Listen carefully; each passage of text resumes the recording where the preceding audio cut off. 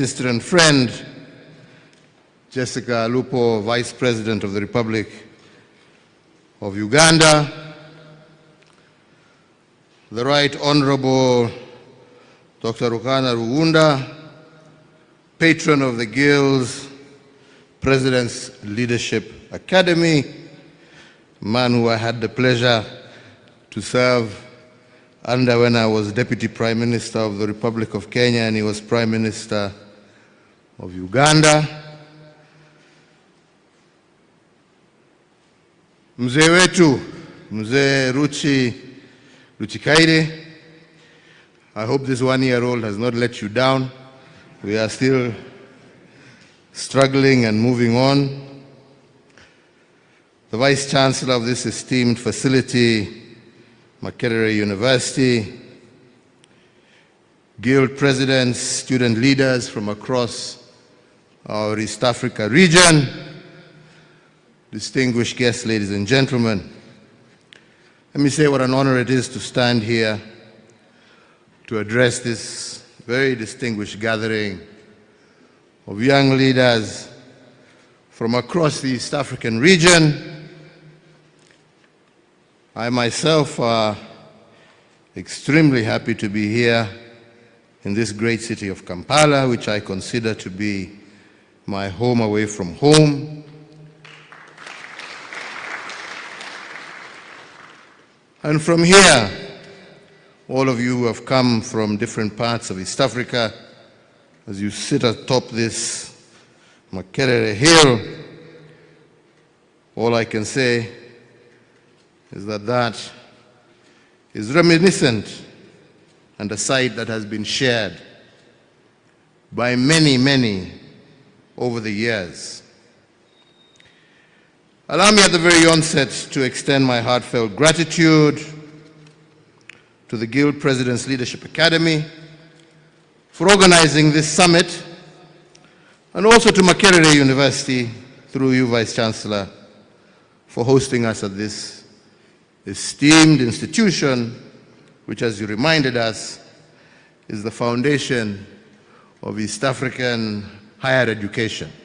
All of us are children of Makerere, and we are happy and proud to be. And we're also happy to see that Makerere continues to serve as the furnace upon whose flames the ideologies of many African leaders in the past, and most definitely in the future, will continue to be forged. So, ladies and gentlemen, getting straight to the point,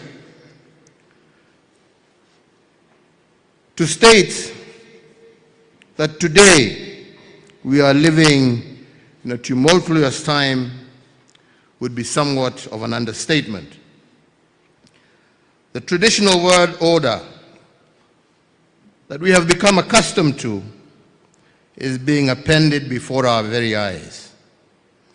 The forces of nationalistic politics are fast eroding the foundations of multilateral institutional frameworks that have formed the substructure of global geopolitics for many decades. From the uncertain policies emanating from Washington, D.C., that are reshaping the rules of global trade, to the all-consuming conflicts in Ukraine and Gaza that risk becoming the nuclei for wider regional conflicts, we are indeed witnessing a watershed moment in the history of our world. As an African leader, I view these developments from a somewhat broader context beyond the uncertainty of growing global tensions. I recognize that we, as Africans, are simultaneously besieged by disruption, chaos, and confusion on the one end, but also, I believe, immense opportunity and promise of prosperity on the other end. To illustrate further on this statement that seems contradictory on the face of it, I will draw from two examples that some of you may find familiar, given the fact that it was mentioned here also. Your Excellency Uhuru Kenyatta, the fourth president of the... Oh, okay.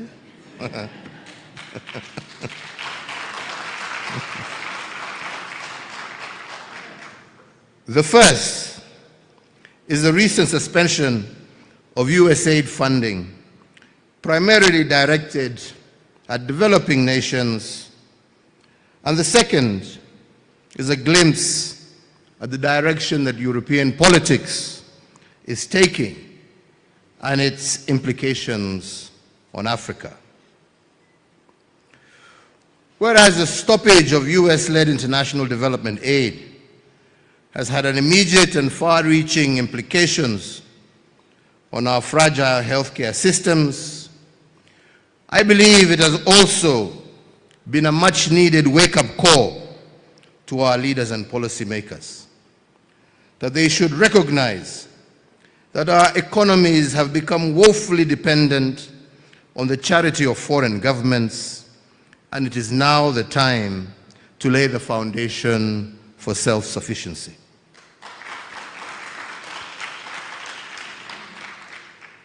The sunset of USAID has forced a level of economic policy introspection unseen in Africa for decades. And I believe the situation calls for a serious rethink in our development priorities as African governments. Difficult and unfamiliar choices will have to be made going forward.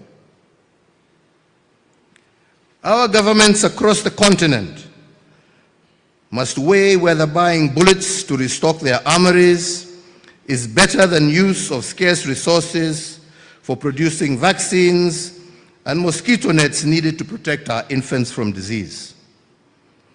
Prioritization of expenditure in the absence of African-financed subsidies in the health sector and in the education sector means that more attention is going to be paid by our citizens to the way governments handle their finances.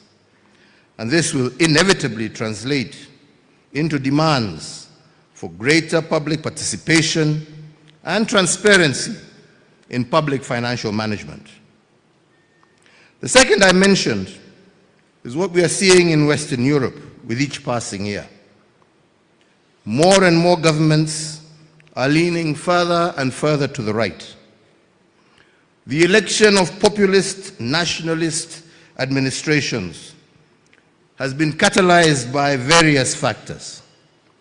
Among them, the huge cost of living attributed to the side effects of global shocks, and the scramble for stretched social services.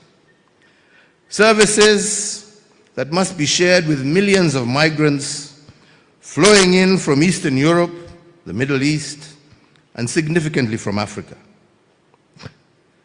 This right-leaning scenario that we see in Europe has some near-term implications for Africa. The truth of the matter is, the Europeans no longer want to see our immigrant boats laden with our young men and women landing on their shores. They are currently busy enacting laws to ensure that we never set foot in their countries, to partake in their resources without proper immigration documents. Our young people will soon have nowhere left to escape, nowhere to run away from the wars and poverty that define much of our continent's present realities. So what? With nowhere to go but home, with no one to turn to but themselves, I believe that our young people, and that is you, will eventually wake up to the fact that there is no global rescue mission coming to save you. We must save ourselves from a future of despair.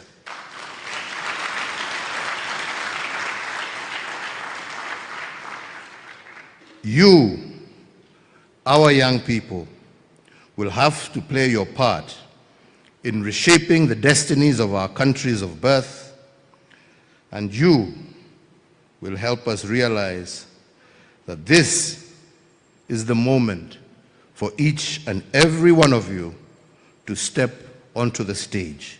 Your time has come.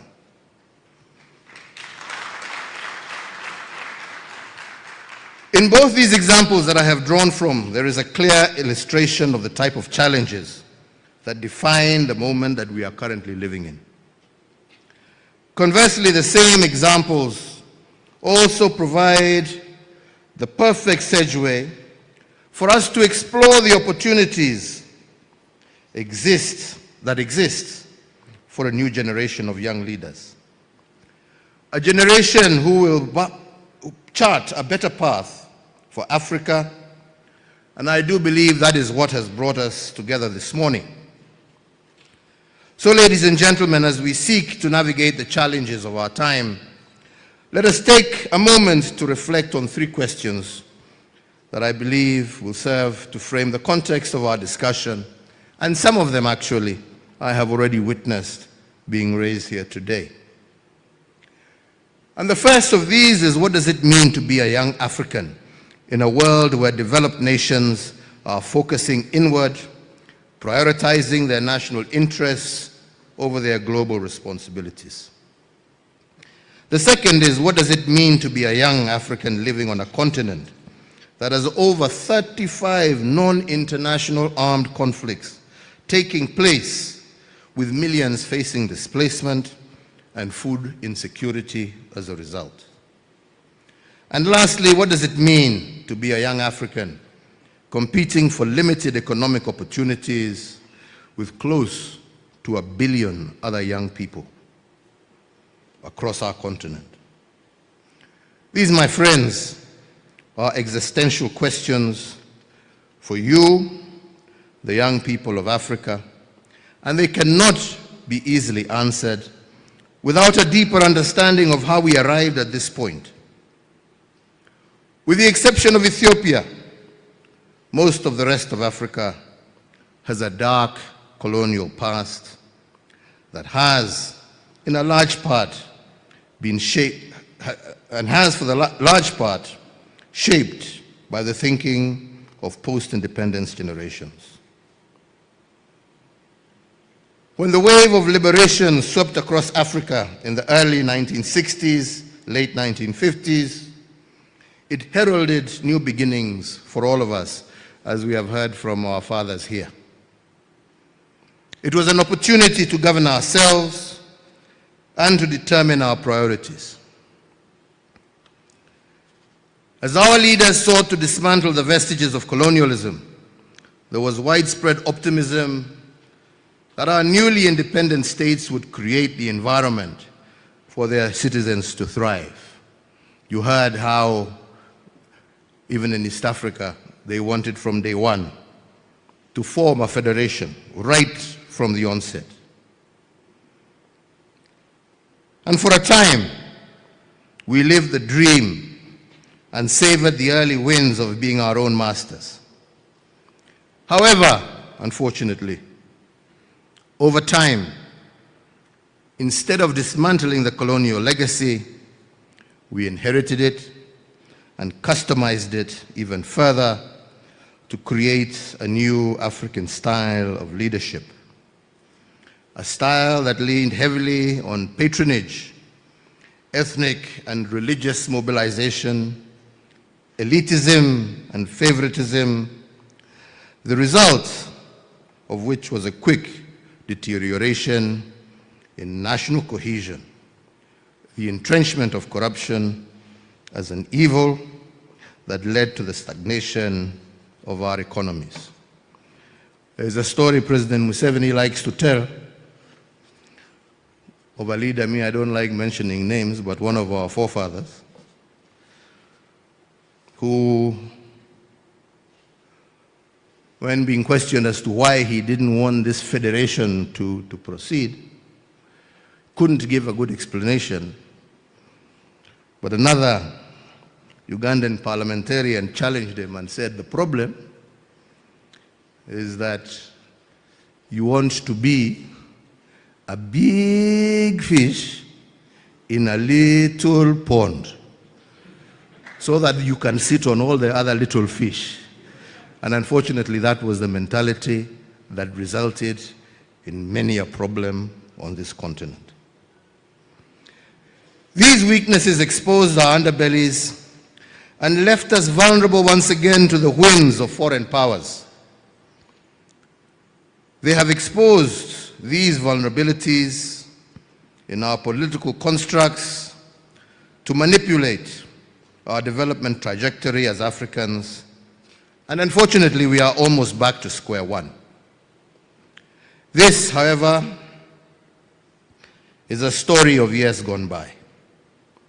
It does not have to be how our future will evolve. Now that you have an insight as to how we got here, I believe let us focus our attention on how to get out of this quandary that we find ourselves in. And we begin this by taking the first question: what does it mean today to be a young African in a world where developed nations are focused inward, prioritizing their national interests? Ladies and gentlemen, having served as president, I appreciate fully the pressure that elected leaders face on a daily basis. They have to be in tune with the mood and desires of their voting public and be seen to be directing the government's energies towards addressing these demands. Can we therefore really blame the governments of developed nations for responding to their needs, to the needs of their own citizens above all others? We can't. That is what they do. So us as well, it is time for us to also stop lamenting about the inward-looking policies of faraway democracies and nations. And we should instead be asking ourselves, why is it that we as Africans don't prioritize our own interests above all else?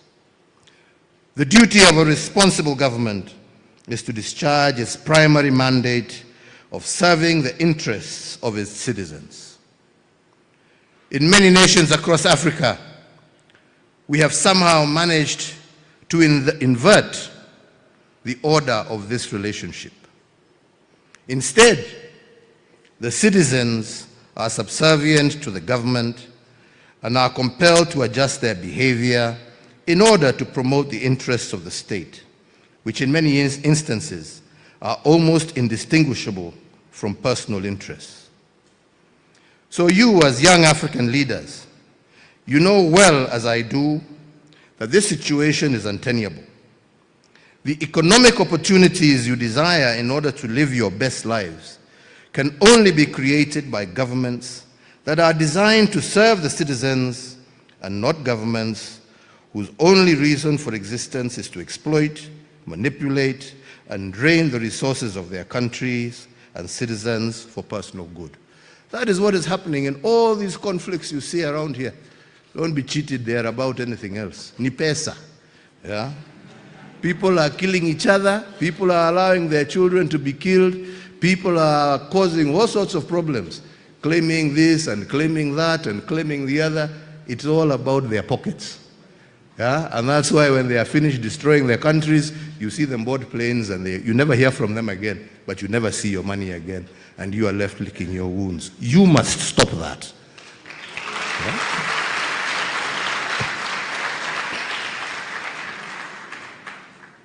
Allow me to remind you once again that there is nobody coming to our rescue, and in a world that is becoming more insular, there will soon be nowhere to run.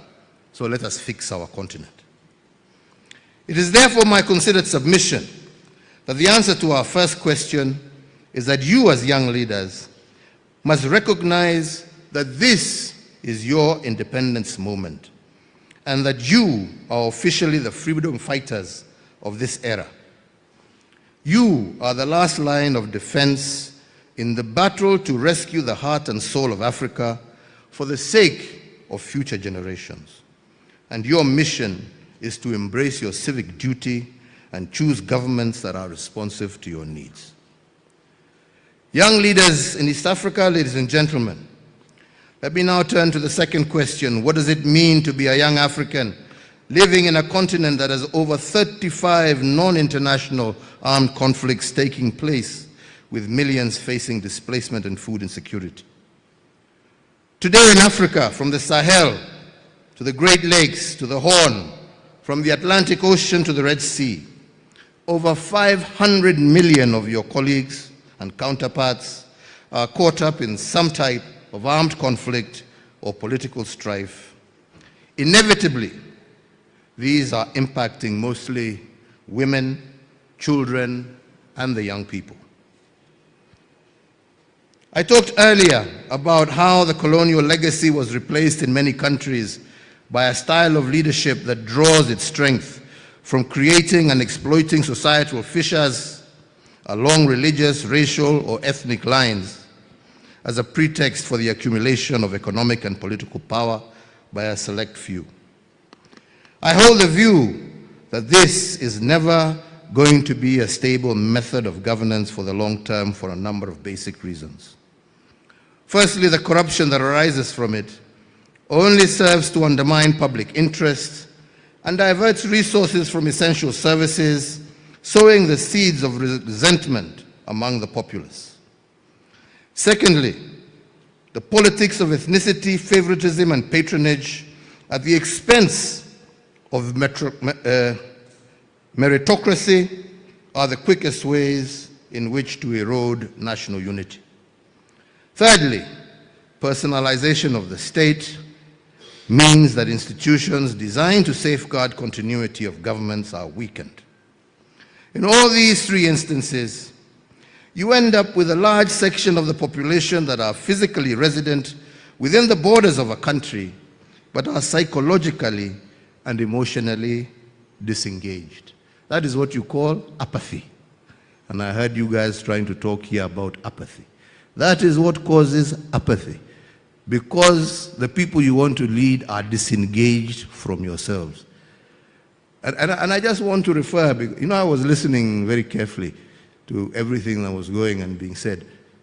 And I heard somebody, what do we do about, our voters who are asking us for money, They're asking us for money.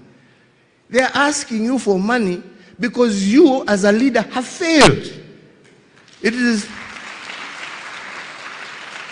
no matter how many laws you put in place to stop, we are going to cap how much money is going to be given, somebody will still give them money. Law or no law.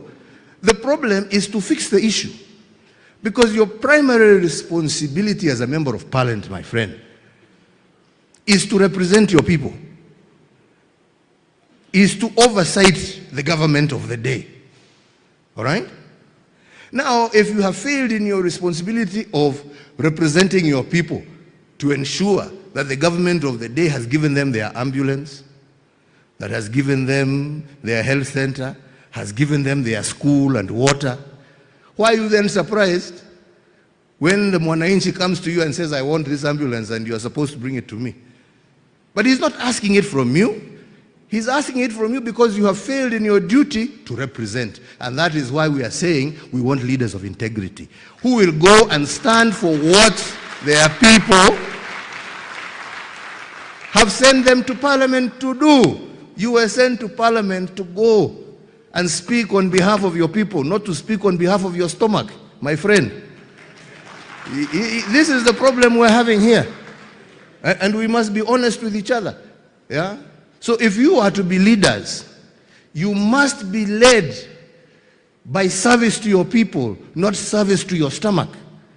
That is the reason you seek leadership. Yeah? That is why, and that is how you will change this country. That is how you will change East Africa. That is how you will change Africa. That is how you will get the world to recognize you. That is how you will get the world to respect you. That is how we will stop being beggars. That is how your children will have hope instead of going to die in some sea there, crossing to Europe to look for nothing. Na hakuna kitu huko. Yeah? Yeah? Unawacha matoke hapa ati uende ukakule Burger King na McDonald's kule. Sasa who is the fool? Your matoke here fresh, wonderful and beautiful, to go and line up huko ukula burger ambaye inakunonesha tumbo tu na hakuna kitu inakufanya. Oh.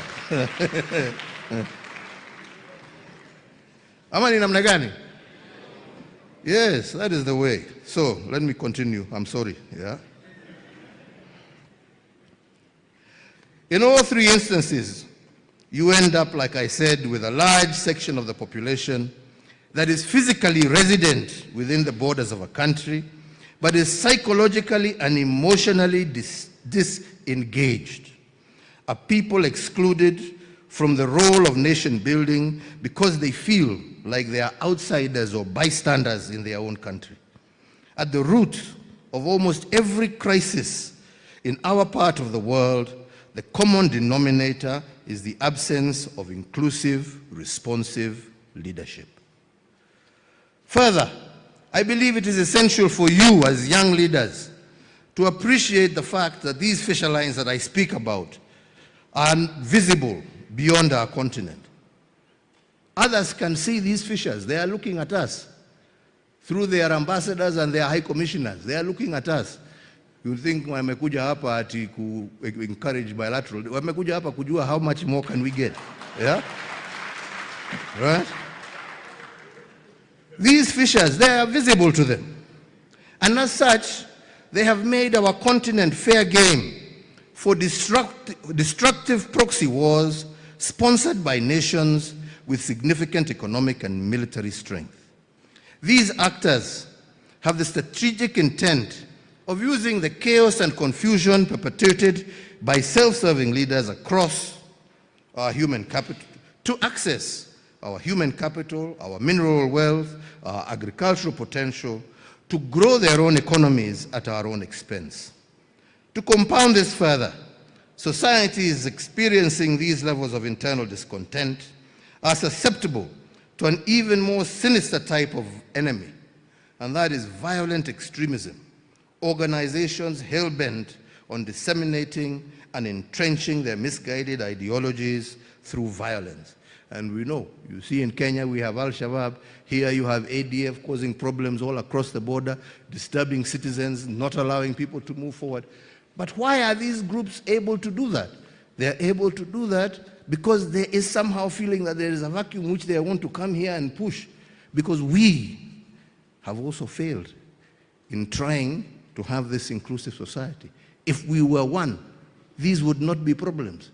Al-Shabaab problem, ADF problem would be a problem of East Africa, not a problem of individual countries. You don't have the capacity. These people have no color. You know, they have no tribe. They just have an ideology which is warped. So today they will bomb you in Kampala, tomorrow they'll be bombing me in Kiambu, or they'll be bombing somebody else in Dar es Salaam.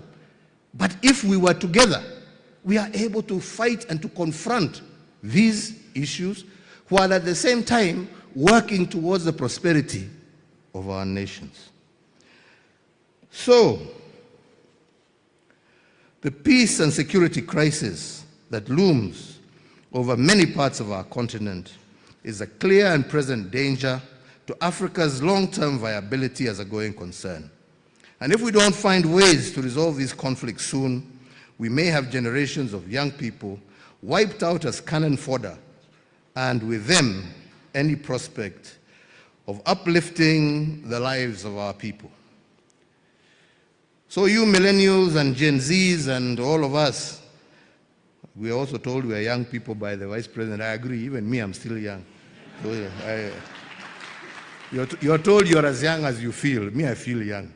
So, but anyway, there are those who are millennials. You have your Gen Zs here as well. Allow me to state this point once more for emphasis.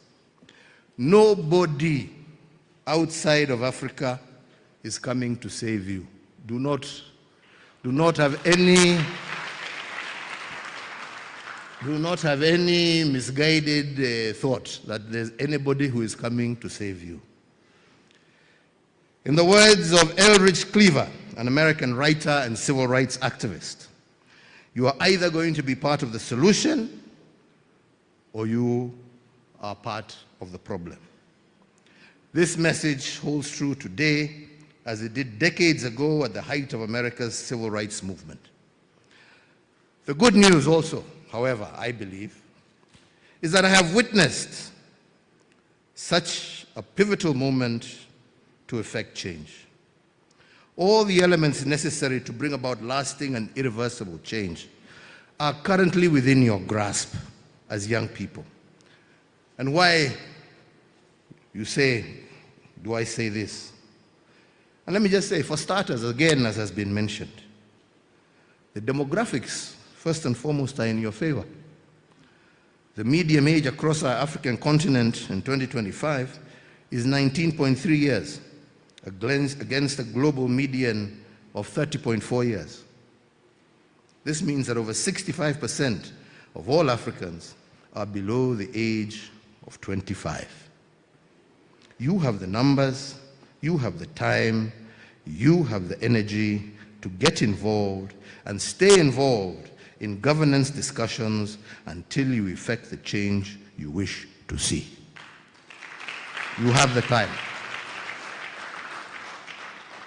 Our elder, Mzee here, told us that when he stood here starting his journey,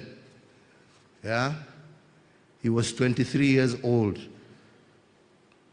He's now 88, going 89, still fighting.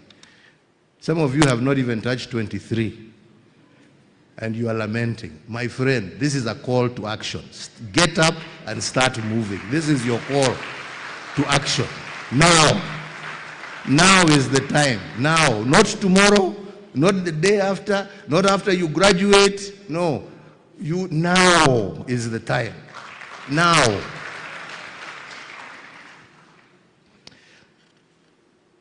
So, like I say, you have the numbers, you have the time, and you have the energy to get involved and stay involved in governance discussions until you effect the change you want to see. Furthermore, you are also the beneficiaries of years of investment in education and digital connectivity. You have the knowledge. You are, in essence, the first children of that knowledge economy, the true digital natives of Africa.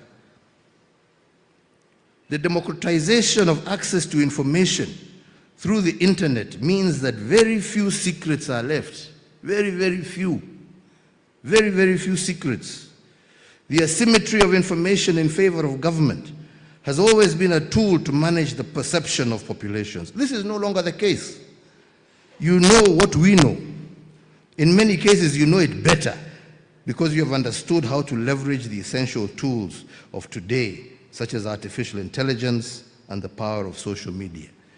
Me, when I go and make a small statement somewhere, I think I'll be hidden myself in the middle of the bush. By the time I am getting home for lunch with my wife, she's asking me, what were you doing talking out there? How do you know where I was? It's already, you young people have already pressed these buttons and it's all over. He was there and he said this. So we are living in a very dangerous time. Be very careful, especially of those of you who have 2 girlfriends. Mujichunge sana.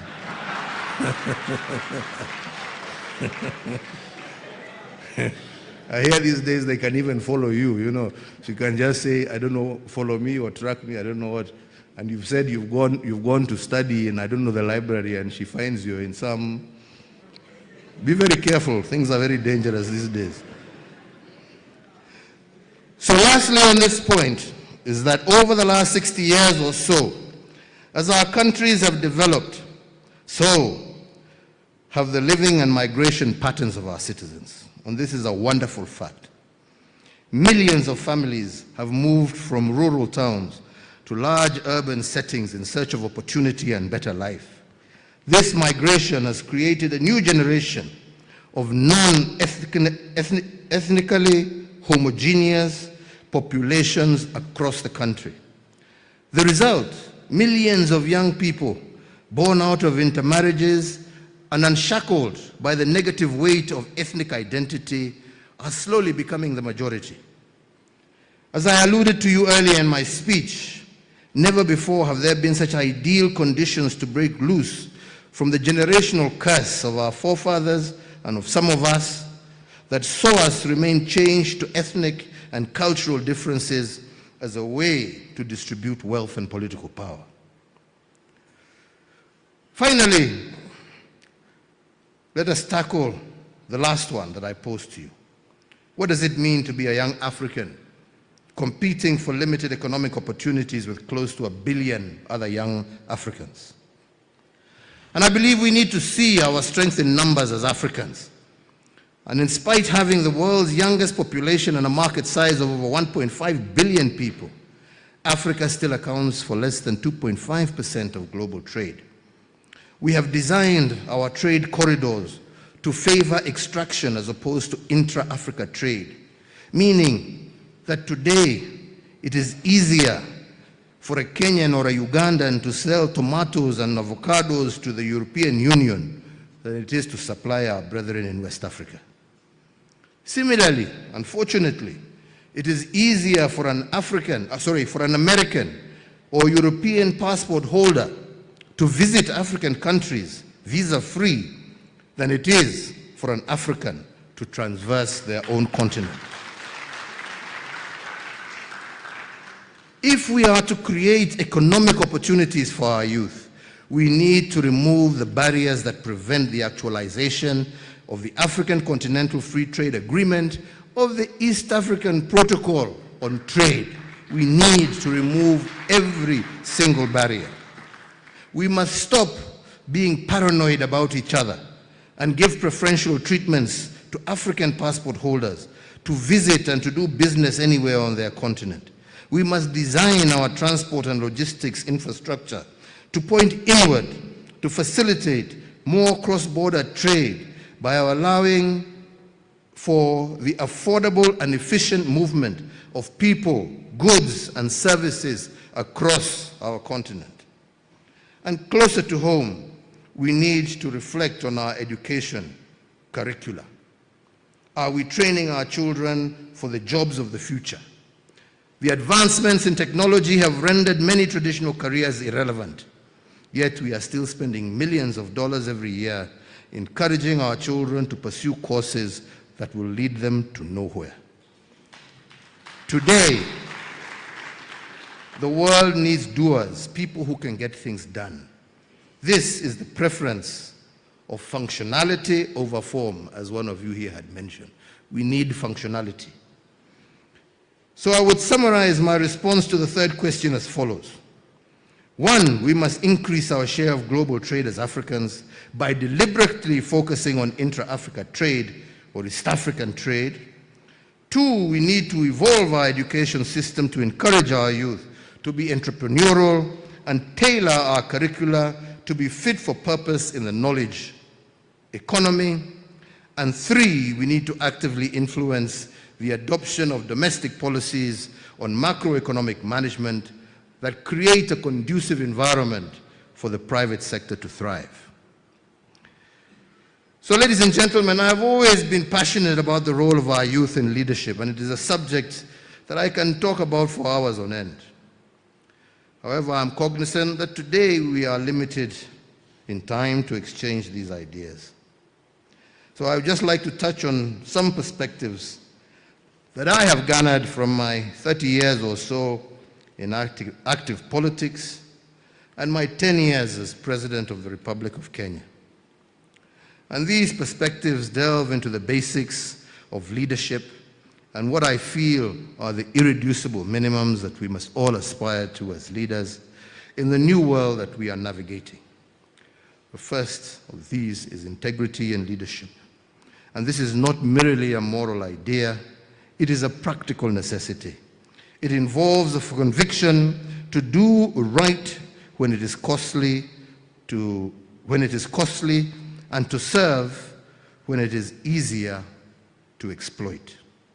Integrity builds legitimacy, and legitimacy fosters peace. Leadership is a journey filled with challenges and triumphs. Reflecting on my own tenure, I did face numerous challenges, including corruption, rising debt levels, so on and so forth. But these experiences taught me that humility, listening, and continuous learning are the core to ethical leadership. Courage, my friends, courage is the underestimated quality, but it is something that you shall require in abundance if you are to transcend ethnic mobilization for power, short-term populism, and dependency on elite networks. Leadership should be based on vision and competence, not tribal affiliations. Policies should be designed for long-term national benefit, not immediate political gain. Opportunities should be accessible to all based on merit and hard work. Focused and determined is what you shall need to be in order to confront the status quo and compel a shift to a merit-based governance model that values competence over connections, transparency over transactional politics, and places citizens, not politicians, at the center of public service. Young leaders, as I conclude my remarks, I would like to recognize that universities like this are not just centers of learning, but they are incubators of change. They nurture values, ethics, and civic consciousness. You, as guild presidents and student leaders, are not merely representatives of your peers. You are the trustees of tomorrow's Africa. Your leadership today will shape the governance structures of our nations tomorrow. The power of an integrated East Africa lies in shared values, youth-led civic movements, and collaborative governance reforms.